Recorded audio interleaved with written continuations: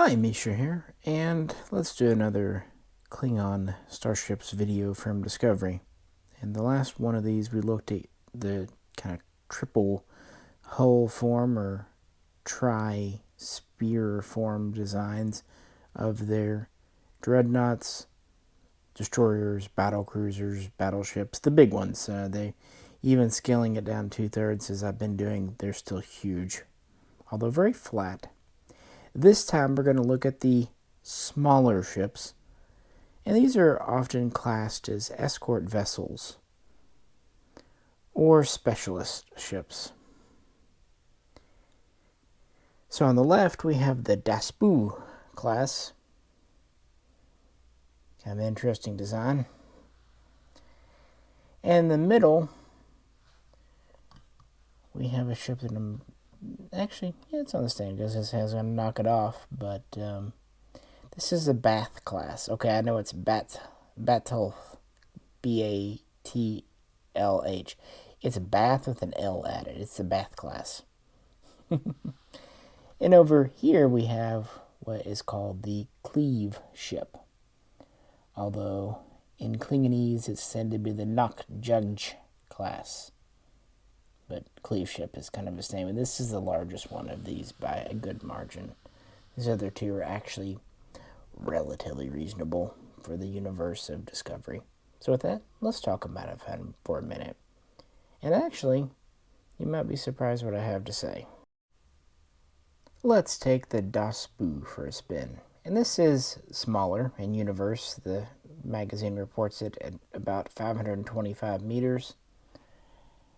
Which, scaling it down, gets us to about 350. So that's nearly the size of earlier Klingon ships from the TMP era. Nearly. But of course, it's a very thick design. It's kind of a cylinder with hexagonal paneling, but lots of detailing going on. And this would be an older ship, and it looks older. And that makes sense because in the real world, this started off as one of the potential concepts for the sarcophagus ship, the ship of the dead, the command cruiser we looked at the beginning. Well, they didn't use this design. Kind of wish they would in some ways, kind of glad they didn't in others. But they made it into a background ship, so we see it a time or two as just kind of hanging out, even though it's more or less a primary shape. It's a good background chunk, and it's not going to be mistaken for a Starfleet ship.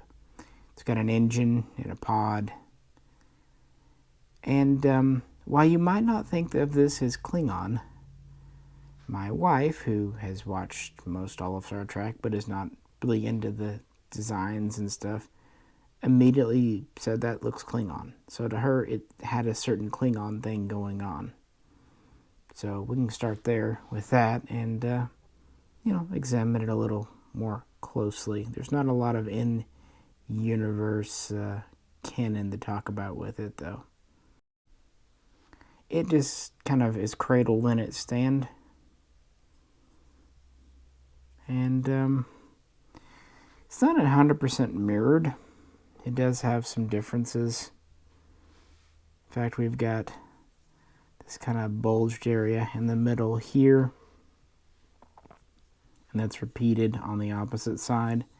I tend to think of these as embedded nacelles, but it's anyone's guess what they really are. And then we have this kind of area up here, kind of a collar area, which I really like. It's got an interesting pattern going on. And then there's these kind of spiky areas around. And this end we've got a number of spikes and caverns and whatnot. And then this protrudes. And of course the other end's kind of the opposite. More flush in. I definitely see where they were going, making this look like an older ship. And it does. It looks like an old ship. Maybe an old freighter. Heck, maybe a generation ship. It even looks like something that might have operated before artificial gravity. Spinning. Kind of reminds me of, say, a Narn ship from Babylon 5. It does have that more primitive space travel going on. And fair enough, if you look at earlier Vulcan ships, or if you look at earlier Federation, or even earlier Starfleet pre-Federation ships, I mean, look at the Daedalus. It doesn't look Starfleet. But in the detailing, there's a certain Klingon aesthetic going on here, I suppose. Again, my wife picked it out. And it does, if you said this was an old Klingon ship, maybe 100 years old, we know that Klingons like keeping their ships around for a long time. Look how long the Katinga served. Since we see these in 2256, 2257, they could have dated back to right after Enterprise. And it's classified as an escort vessel in Discovery, but it could have been, more of a troop transport or a freighter or any other kind of support ship. So maybe it didn't need such an aggressive look to it, if that makes sense. If it wasn't a frontline primary combat ship. Of course, we could just say it was just one house's take on ships and leave it at that, but since the real world design really did start off as being potentially the sarcophagus ship, it's clear that they were kind of going for a more ancient look here. But actually, surprisingly, even though I didn't know what to think, reading about it, I really like this. Now the model, at least the surface, is primarily plastic, primary polymer because of all the detail. There is some exposed metal getting down, and it does have an internal weight in it. It's actually not super light, frankly. I think there's some metal in the butt. But usually when Eaglemoss does these kinds of ships, like say the Borg probe or the Hollow ship, they at least put a weight inside or kind of a basic metal nugget that the plastic is pinned and glued onto. So even though the outside is mostly that, it still comes off having some weight and heft. And it's actually quite large, all things considered.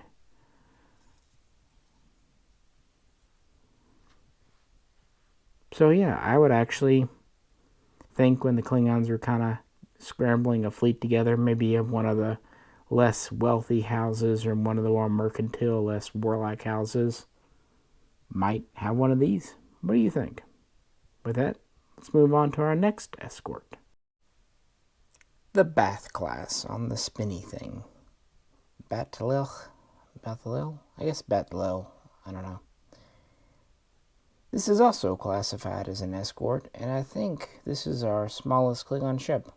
It's said to be 418 meters, which actually gets us down to under 280 meters, which is smaller than the Enterprise and pretty close to the original D7. So, okay, size-wise, it's reasonable. It is pretty squared off, straightforward hull. Engine in the back, pretty typical Klingon way. And elongated large nacelles. That's all pretty standard. And actually this hull isn't dissimilar to, say, the Klingon freighter we saw in Enterprise. It's different, but this I would again buy as Klingon.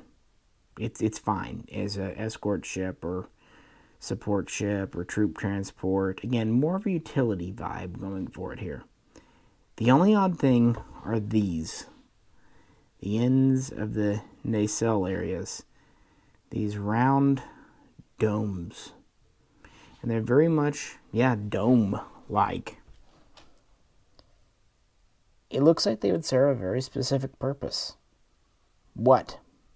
If they said they're advanced sensors or something to do with cloak or anything, I believe it. I'd even say if they're just like a turret, like a disruptor turret, because there are little nodules all around them. It's just a central area if this is an escort vessel for fire support. Everything else is pretty straightforward and conventional ship here.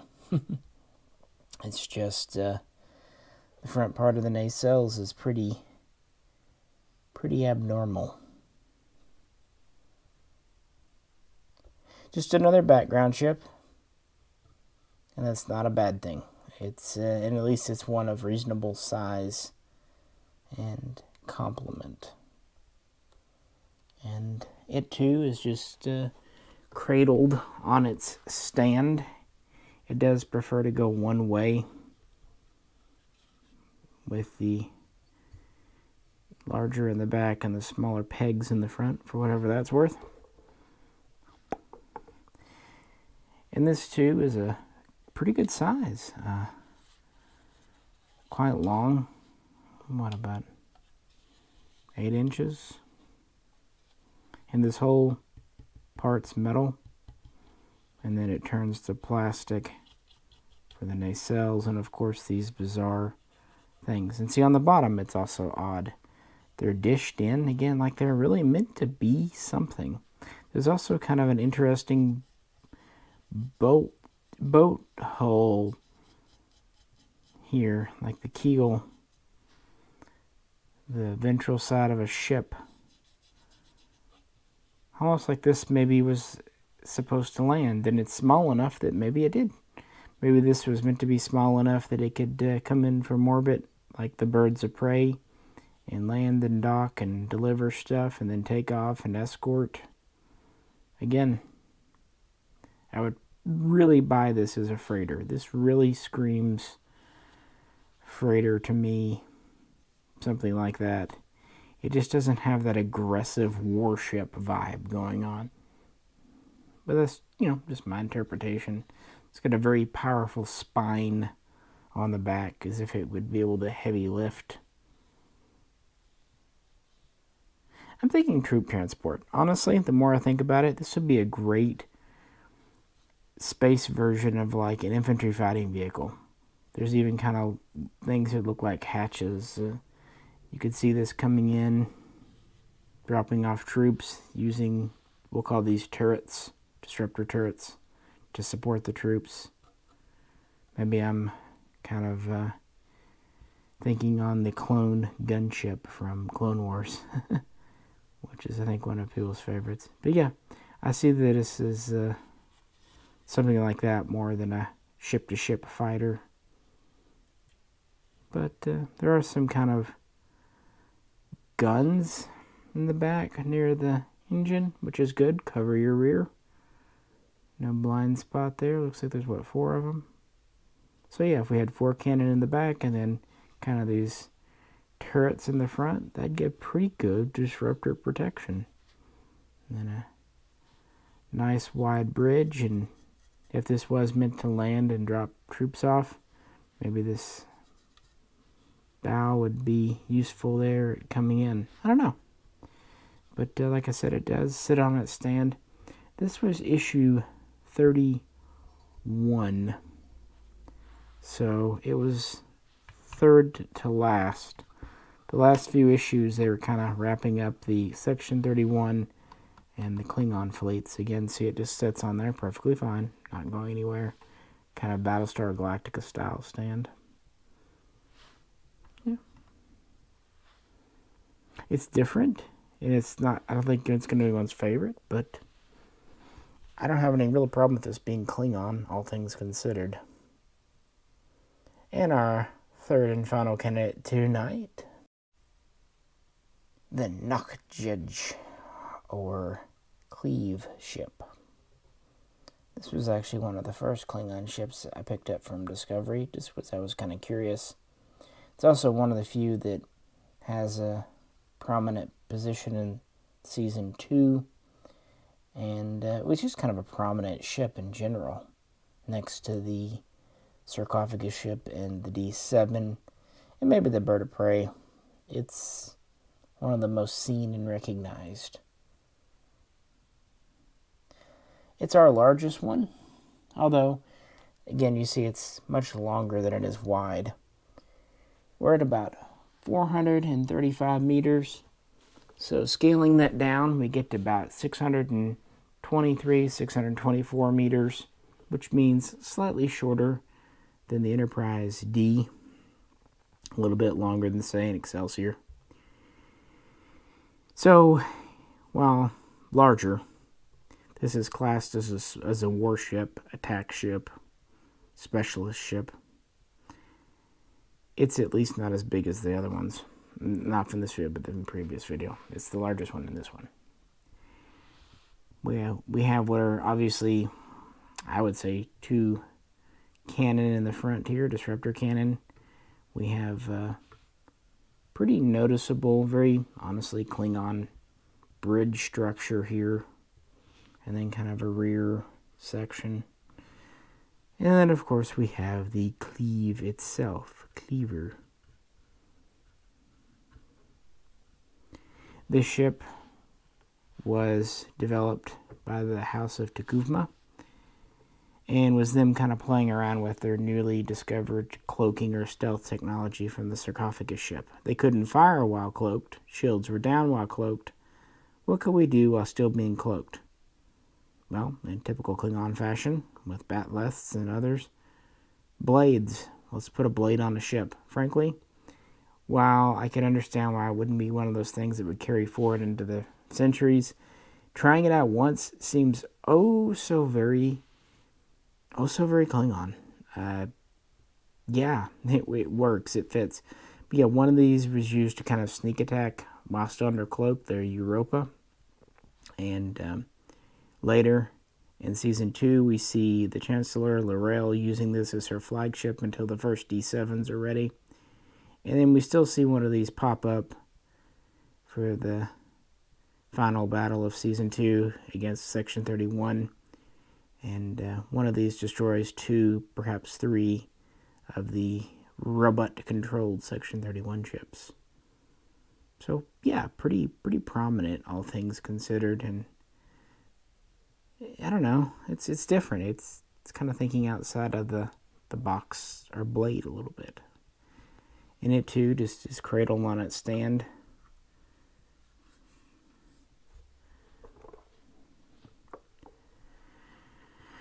We've got a kind of a little bit of a protrudence on each side, which could be nacelles. Again, I'm okay with Klingon ships having more or less integrated nacelles because we've seen it forever with the Bird of Prey and other ships, so that works. I like that it has a recognizable command deck area. Again, recognizable forward-facing cannon. And then, of course, the Cleave itself. Now, I actually don't think this design was probably created initially to be a Cleave ship. I think they probably took another design and retrofitted a big knife on the bottom. Because we know from the show that this blade is removable, which makes sense. It's going to get dull. And you might want to replace it with other shapes, for different roles. It's just, yeah. I also have this funny image of the ship coming in to sharpen the blade and scraping up against a metallic asteroid or something. Yeah. And is kind of hooked in the front and got a little bit of a secondary hook in the back in case you miss it one way. You might be able to that way. The model is mostly metal. The whole top is metal. The blade is plastic. I have a feeling they didn't make this out of metal for more legal reasons than anything else. They also may not have been able to get as sharp of an edge on it, fine of a point, using metal as they'd hoped.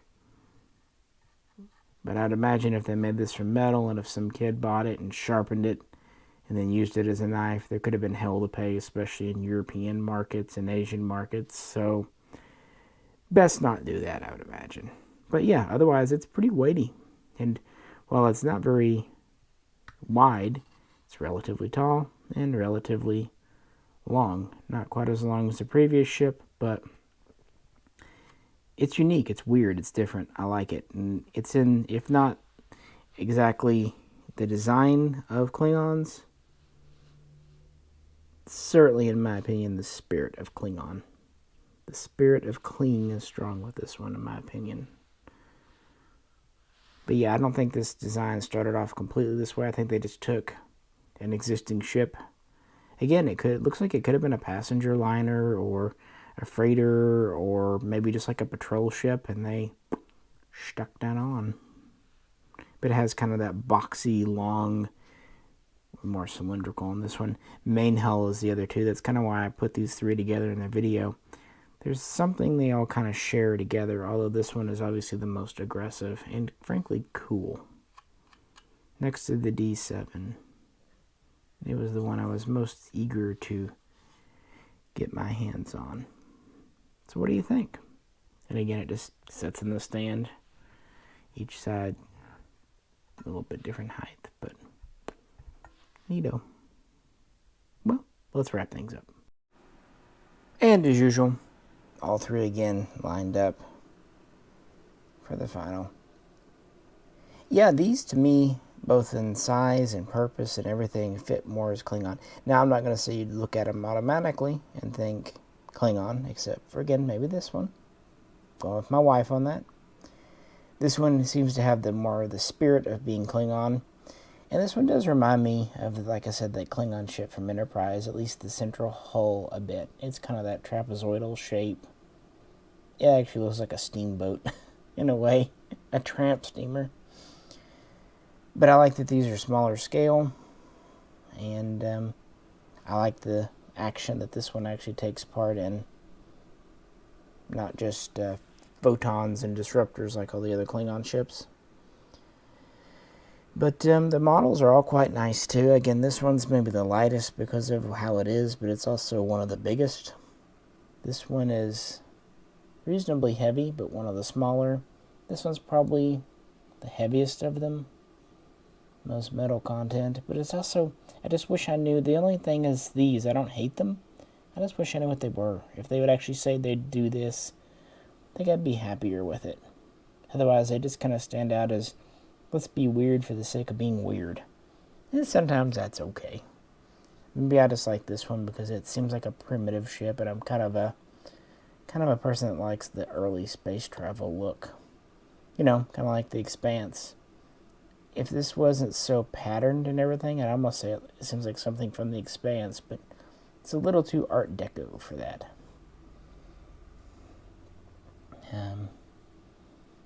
Yeah.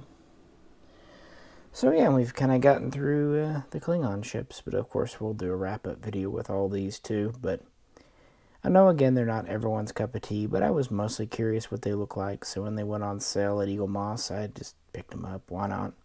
Just for fun, guys, so I hope you enjoyed them too. With that, feel free to post below, and as always, if you could, please do like, share, and subscribe. This is Misha, and I'll catch you very soon next time.